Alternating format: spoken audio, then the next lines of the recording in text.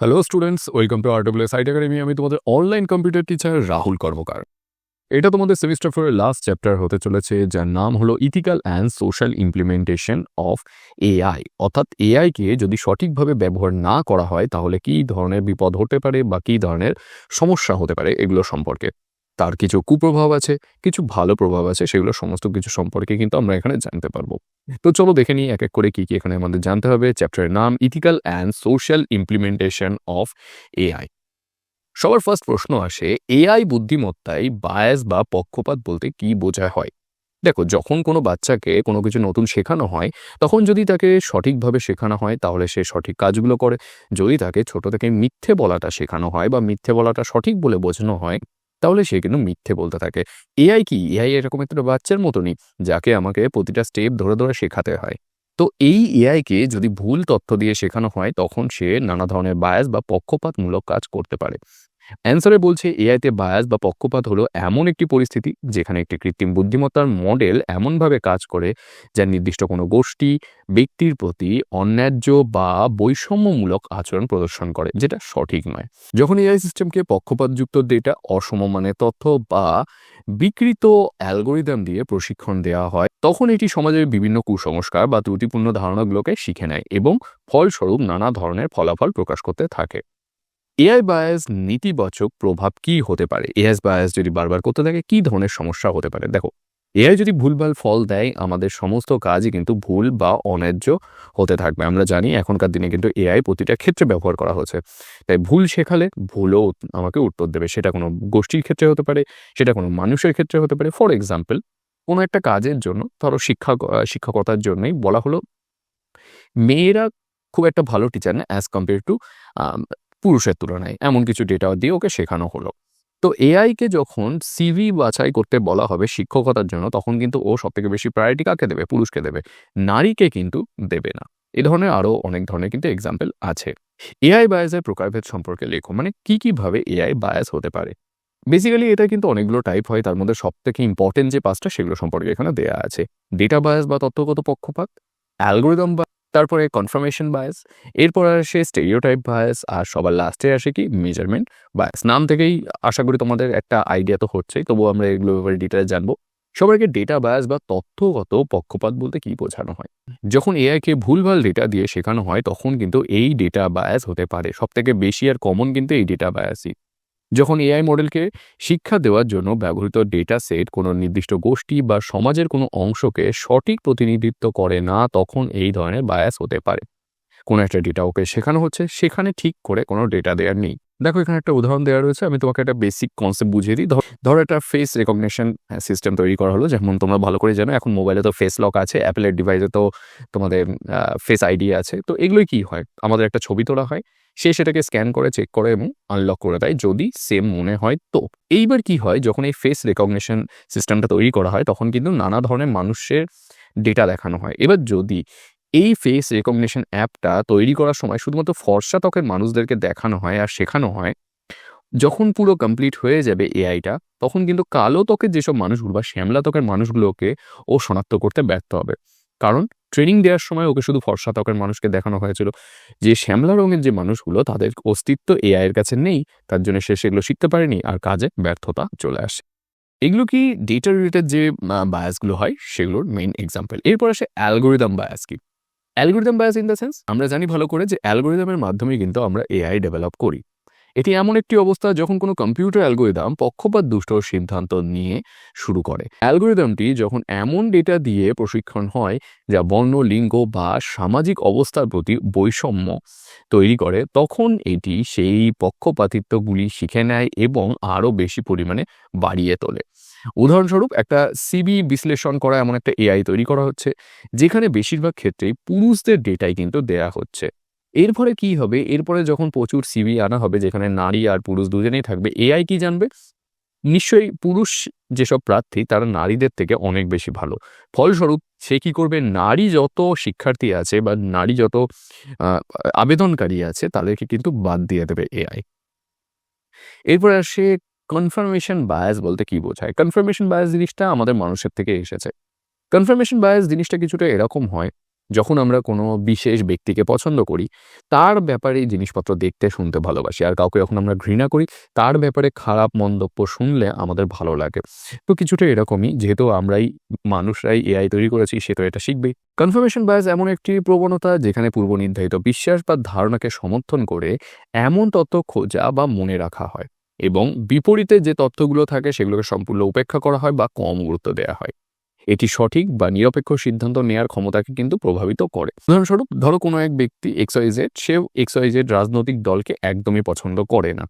তো এই ধরনের ব্যক্তি বা এই ব্যক্তি এই রাজনৈতিক দলের বিরুদ্ধে যেসব খবরগুলো, সেই সব খবরে কিন্তু সবথেকে বেশি পরিমাণে আগ্রহী হবে। তো এতে কি হবে, একটা কনফার্মেশন বায়াস তার মধ্যে ক্রিয়েট হতে থাকবে। সেই দল যতই ভালো কাজ করুক না কেন, তার ভালোগুলো তার চোখে কোনো সময় পড়বেই না। এরপরে আসছে স্টেরিওটাইপ বায়াস বা পক্ষপাত বলতে কি বোঝায়। স্টেরিওটাইপ মানে পুরোনো দিনের যেসব কুসংস্কার রিলেটেড এই ধরনের বদ্ধমূলক কাজ। এআইতে স্টেরিওটাইপ বায়াস এমন একটি অবস্থা যখন কৃত্রিম বুদ্ধিমত্তা তার শিক্ষণ ডেটার মধ্যে থাকা সামাজিক স্টেরিওটাইপ বা বদ্ধমূল ধারণাগুলোকে গ্রহণ করে এবং ফলাফলে সেগুলোকে প্রতিফলন ঘটায়। এটি একটি গুরুত্বপূর্ণ সমস্যা, কারণ এআই মানুষের পক্ষপাতিত্বকে শুধুমাত্র শিখেই ক্ষান্ত হয় না, বরং সে সেটাকে কিন্তু ইমপ্লিমেন্ট করে সেটাকে মানুষের ওপরে বা নানা ধরনের রেজাল্ট দেখিয়ে মানুষকে প্রভাবিত করতেও কিন্তু সক্ষম। উদাহরণস্বরূপ, আমরা প্রচুর পরিমাণে এআই ইমেজ জেনারেটর ইউজ করি, যেমন চ্যাটজিপিটির আছে, গুগল জেমিনির আছে, নানা ধরনের ট্রেন্ডস চলে। আমরা তো দিনের পর দিন দেখছি নতুন নতুন ট্রেন্ডস আসছে। তো কি হয়, সেখানে যদি একজন ডাক্তার বা একজন ইঞ্জিনিয়ারের ছবি তৈরি করতে বলা হয়, চান্স আছে সেখানে একজন পুরুষের ছবি দেবে। আর যদি একজন নার্স বা একজন শিক্ষিকার ছবি চাওয়া হয় বা শিক্ষকের ছবি চাওয়া হয়, চান্স আছে সেখানে একজন নারীর ছবিই দেবে।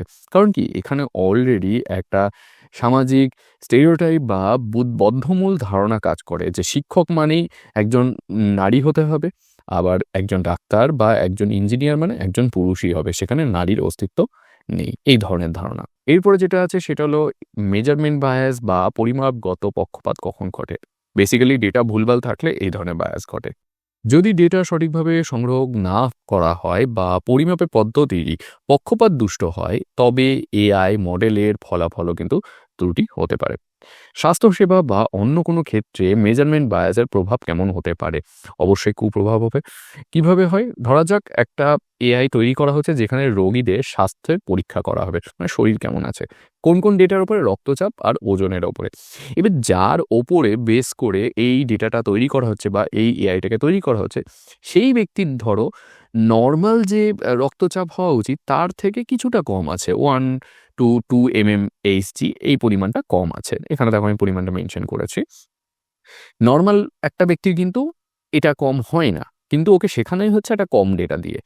এবার যখন এই এআইটা পুরোপুরি রেডি হয়ে যাবে, তখন কিন্তু এই রেজাল্ট ভুলই দেখাবে, কারণ নর্মাল যে অ্যাকচুয়াল রক্তচাপটা ও কোনোদিন জানতেই পারবে না, কারণ ওকে তো শেখানোই হয়েছিল ভুল ডেটা দিয়ে। তো এই ধরনের সমস্যা কিন্তু এই মেজারমেন্ট বায়াসের এক্সাম্পল। এবার এতক্ষণ ধরে আমরা বায়াসের এক্সাম্পল জানলাম। এইবার আমরা জানবো কি করে কোনো এআই বা মেশিন লার্নিংয়ে বায়াস দূরীকরণ বা মোকাবিলার কৌশল কি। সবার ফার্স্ট, প্রি প্রসেসর কোন জায়গাটা? কোনো এআইকে প্রশিক্ষণের সময়, যেটা মানে এআই তৈরি করার আগের যে অবস্থাটা যেখানে এআইকে শেখানো হয়। ডেটা সেটে যদি কোনো ধরনের বৈষম্য থাকে, তবে মডেলকে শেখানোর আগে তা সঠিক করে নিতে হবে। ধরো কোনো একটা সিভি বাছাই করার মতো একটা এআই তৈরি করা আছে যেখানে শুধুমাত্র ছেলেদেরই ডেটা আছে, সেখানে অবশ্যই মেয়েদের ডেটাও ইনক্লুড করতে হবে, যাতে এআই ঠিক করে ছেলে আর মেয়ের মধ্যে ডিফারেন্সটা বোঝে। ইন প্রসেসিং মানে এআই যখন শেখার কাজ চলছে বা প্রশিক্ষণের কাজ চলছে, সেই ধাপটাকে বোঝানো হয়। এখানে কাজ কি হয়, মডেল যখন শিখছে তখন তাকে এমন শর্ত দিতে হবে যাতে সে পক্ষপাতমূলক বিষয়গুলোকে এড়িয়ে চলে। তোমরা পাইথন করেছিলে এর আগের সেমিস্টারে। পাইথনে কি আমরা শর্ত দিতাম তো, ইফ কন্ডিশন দিয়ে।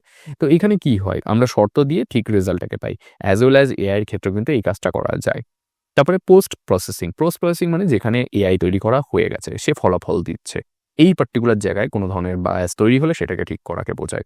মডেলটি একটি ফলাফল দেওয়ার পর কোনো ধরনের যদি ভুল হয়ে থাকে তা সংশোধন করতে হবে, যাতে এআই বায়াসটা রিপিট না করে।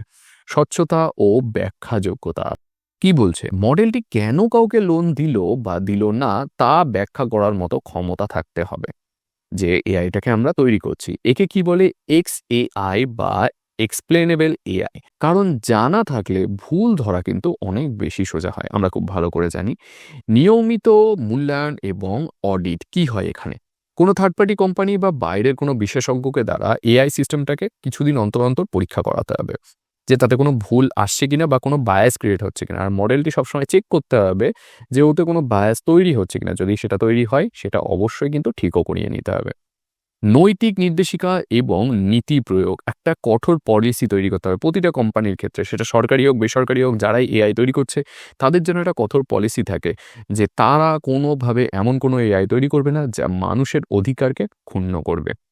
সবার লাস্ট যেটা, এআই এর ফেয়ারনেস টুল কিট ব্যবহার করা। প্রচুর রেডিমেড টুল কিট আছে যার মাধ্যমে এআই এর কোনো বায়াসকে শনাক্তকরণ করা যায়, যেমন আইবিএম এর এআই ফেয়ারনেস 360, গুগলের আছে হোয়াট ইফ টুল, আর মাইক্রোসফটের আছে ফেয়ার লার্ন। এই টুলগুলোর মাধ্যমে কি হয়, এআই যদি কোনো ধরনের বায়াস হয় সেগুলোকে অটোমেটিক্যালি আইডেন্টিফাই করা যায়, আর সেই আইডেন্টিফাই করা কোডগুলোকে সংশোধনও কিন্তু করে নিতে হয় যাতে সে বায়াস তৈরি করতে না পারে। এইভাবে আমরা এআই বা মেশিন লার্নিংয়ে যদি কোনো ধরনের বায়াস তৈরি হয় সেটাকে দূর করতে পারি বা মোকাবিলা করতে পারি। তো আজকের ভিডিওটা আমি এই অবধি রাখছি, এর দিয়ে বেশি আর এগোচ্ছি না, বাকিটুকু পরের ভিডিওটাই আমি তোমাকে বলবো। যদি আজকের ভিডিওতে কোনো ধরনের ডাউট থাকে অবশ্যই সেটা কমেন্ট সেকশনে জানাবে। তোমাদের সঙ্গে দেখা হবে পরের ভিডিওতে নতুন টপিকের সঙ্গে।